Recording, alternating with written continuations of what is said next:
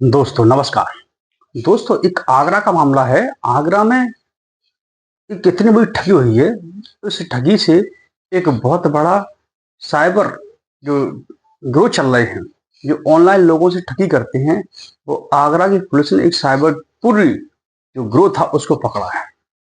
दोस्तों सुबह का टाइम था, सूरज की किरणें निकल रही थी और साइबर थाना जो कि पड़ता है हरी पर्वत पे आगरा में, वहां पर लोग जो वहाँ का स्टाफ होता है वो अपने ड्यूटी पे आने की तैयारी कर रहे थे। जो नाइट ड्यूटी कर चुके थे वो जाने की तैयारी कर रहे थे। सूरज की किरणें निकलने वाली थी, तभी एक व्यक्ति उस थाने की जो गेट पर दौड़ता दौड़ता आता है और वहाँ बैठे क्या थे, वो अपनी अपनी सुबह का टाइम था तो अपनी तैयार होने की कोशिश कर रहे थे, कुछ आने की तैयारी कोशिश कर रहे थे। तो वहाँ आके बताता है कि उसके साथ में एक बहुत बड़ा फ्रॉड हुआ है। फ्रॉड क्या था? उसने कहा कि हमारे पास एक व्हाट्सएप पे एपी की फाइल आती है, फोटो आ सकता है, कोई लिंक आ सकती है और वो उधर से कहता है साइबर जो फ्रॉड होते हैं इसको डाउनलोड कर लीजिए, और डाउनलोड करने के बाद वो उसके खाते से 18 लाख रुपए का पैसा गायब हो जाता है। ये छोटा अमाउंट नहीं था। जिस व्यक्ति के साथ में इतना बड़ा फ्रॉड हुआ था उसकी पूरी जीवन भर की कमाई थी, जो चुटकियों में वो दूसरे खाते में जा चुकी थी। उसकी रात की नींद हराम हो गई थी। जैसे ही सुबह होता है वो सबसे पहले साइबर थाने पहुंचता है और वहाँ अपनी सारी वृथा वहाँ बैठे हुए साइबर थाने के जो इंचार्ज थे उनको बता रहा था। जैसे ही दिन बढ़ता गया, दोपहर होने के समय आई तो वहाँ पुलिस की जो टीम थी, उस टीम को उस व्यक्ति ने जिन जिन नंबरों से इसके पास कॉल आई थी, जिससे व्हाट्सएप से कॉल आई थी, वो उसकी डिटेल उसको दी। जब ये साइबर ठग भी क्या करते हैं, ये इतने एक्सपर्ट होते हैं कि ये कहीं अपने आप को सीबीआई ऑफिसर बताते हैं, किसी पे 376 का मुकदमा लगाने की बात करते हैं, किसी को 2 नंबर का पैसा होने की बात कहकर वो डराते हैं, धमकाते हैं, जिससे कि सामने वाला व्यक्ति डर जाए और पैसा उनसे कैसे ऐंठा जाए। जब पुलिस की जांच आगे धीमे धीमे बढ़ती है और साइबर जो ऑफिस था उसमें उसका नंबर डाला जाता है, तो उन्होंने समझा था छोटा मोटा कोई केस होगा, लेकिन जब गंभीरता से उसको लेते हैं, उस नंबर को टच करते हैं, तो उसकी सारी लोकेशंस नेपाल अन्य देशों में पाई जाती है। पुलिस को शक होता है ये कोई छोटा मोटा काम नहीं है, ये बहुत बड़ा गिरोह है और ये बहुत बड़ा नेटवर्क चल रहा है। इसने इसके 18 लाख रुपए नहीं, ये तो बहुत बड़ा खेल है इसके अंदर। अब पुलिस की टीम इस क्योंकि साइबर है, वो थाना इसी के लिए काम करता है, वो लग जाते हैं इसकी जांच पड़ताल के लिए। उसके संपर्क में जो जो नंबर होते हैं उन नंबरों को भी निकाला जाता है और उनको ट्रेस किया जाता है। अब जिन नंबरों से पैसा को ट्रांसफर किया गया था खातों में, वो नंबर भी निकलते हैं। करीब 85 खाते निकलते हैं। 85 खातों में ये पैसा ट्रांसफर हो रहा था, जिसके जिसके बाद साइबर पुलिस ने उन 85 खातों को फ्रीज किया गया, यानी उन खातों से कोई लेन देन नहीं हो सकता है।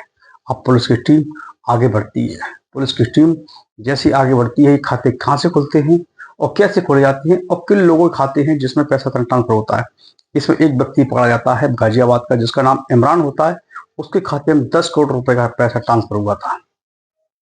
पुलिस वहां पहुंचती है, वहां से उसको अरेस्ट करती है, पकड़ के लेके आती है। जब उससे पूछताछ की जाती है तो उसका मेन जो व्यक्ति होता है साहू, जो कि नेपाल का रहने वाला था, वो 2015 में इंडिया में आके गुड़गांव में रहने लगता है और वहीं उसने नकली फर्जी आधार कार्ड बनवा कर उसने अपना अकाउंट वगैरह और यहीं पर रहने लगा, यहीं धंधा पानी करने लगा। अब उसके जाल में लोग कैसे फंसते थे, कैसे लोगों को फंसाता था।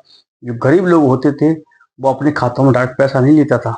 जो गरीब मजलूम होते उनके लोगों के उनके खाते खुलवाता था, उनको पैसा देता था, उनके एटीएम, उनके पासवर्ड, उनकी पासबुक अपने पास ले लिया करता था। और उसमें फोन नंबर जो लगाता था वो ऐसे नंबर से मैं लगाता था जो उसके पास रहे, जिसके ओटीपी वगैरह आए वो आराम से खुद ही उसको ऑपरेट करता रहे। अब इस खातों को खोलने के लिए इसने दिल्ली में एक एचडीएफसी में बैठा व्यक्ति वहां का एम्प्लॉय था जिसका नाम था अश्विनी।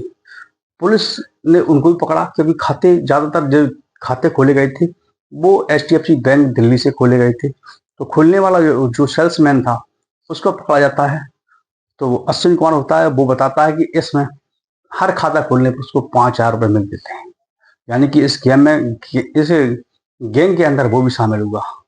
5,000 रुपये लालच चक्कर में सैकड़ों खाते उसने खोले, 85 खातों में लेन देन हो रहा था और 5,000 रुपये उसने लिए, तो वो भी इसमें फंसता गया। अब उसके बाद ये जो मेन व्यक्ति था रवि, वो नहीं पकड़ा गया अभी।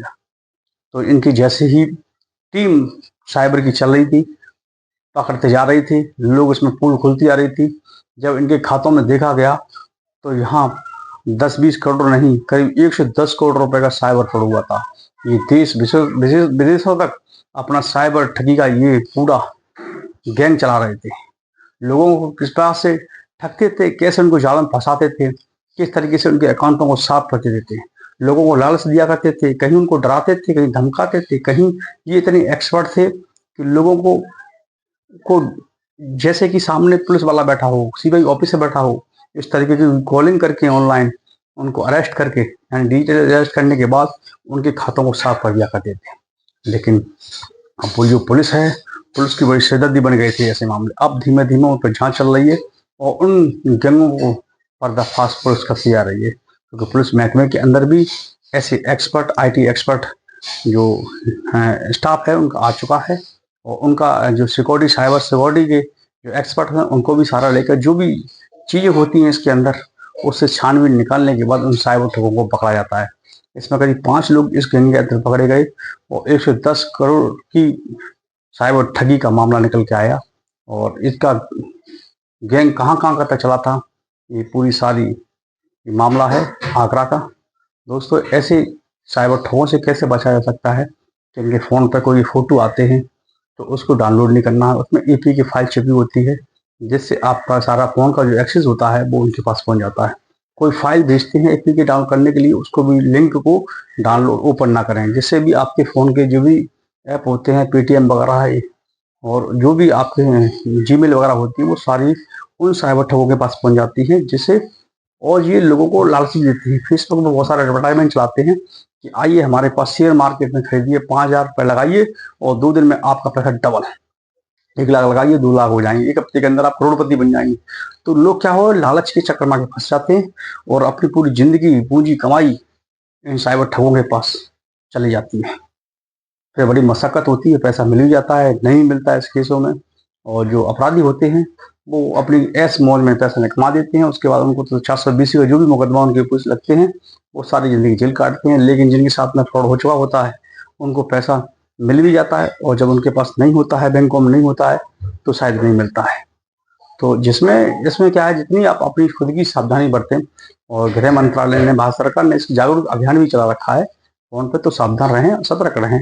ये थी एक आज की स्टोरी। कल हम फिर नई स्टोरी के साथ में आएंगे। अगर हमारा वीडियो आपको अच्छा लगा हो तो जरूर लाइक करें और चैनल को सब्सक्राइब करना ना भूलिएगा।